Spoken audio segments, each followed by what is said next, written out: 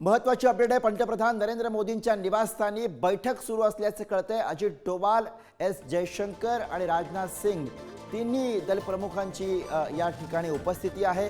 शस्त्रसंधीच्या घोषणेनंतर दिल्लीमध्ये आता हालचालींना वेग आलेला आहे। दिल्लीमध्ये या महत्त्वपूर्ण घडामोडी घडत आहेत। दिल्लीमध्ये पंतप्रधान नरेंद्र मोदी यांच्या निवासस्थानी बैठक सुरू झाल्याचं कळत आहे। तिन्ही दलांचे प्रमुख या बैठकीला उपस्थित। याशिवाय राष्ट्रीय सुरक्षा सल्लागार अजित डोवाल आणि एस जयशंकर, परराष्ट्र मंत्री एस जयशंकर यांचीही उपस्थिती। त्याचबरोबर संरक्षण मंत्री राजनाथ सिंग हे सुद्धा या बैठकीला उपस्थित आहेत। आणि याच विषयी ताजे अपडेट्स आपण घेऊया।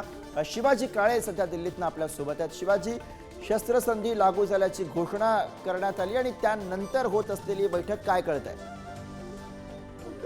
अगदी संघर्ष विरामाची घोषणा झालेली आहे।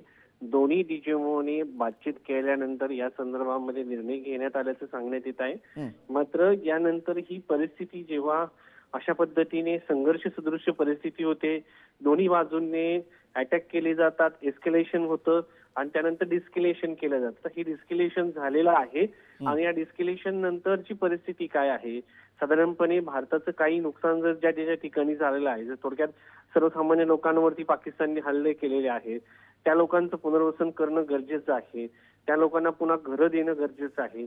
यासह पाकिस्तानने जर पुन्हा रात्री हल्ला केला किंवा दहशतवादी कारवाया केल्या की कोणी, या सगळ्याच्या पार्श्वभूमीवरती आता ही बैठक जी आहे हे निश्चितपणे सुरू आहे।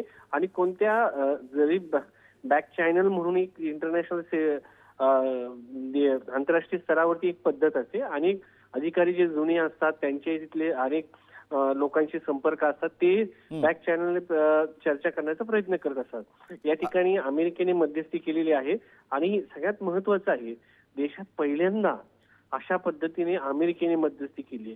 आपले आतापर्यंतचे सगळे करार जर आपण पाहिले ते रशियाच्या मध्यस्थीने झालेले, म्हणजे ताश्कंद करार। आणि त्यामुळे यावेळी ही विशेष गोष्ट घडलेली आहे की अमेरिकेच्या मध्यस्थीनं ही आता शस्त्रसंधी लागू करण्यात आली। धन्यवाद शिवाजी ताज्या सगळ्या अपडेट्ससाठी।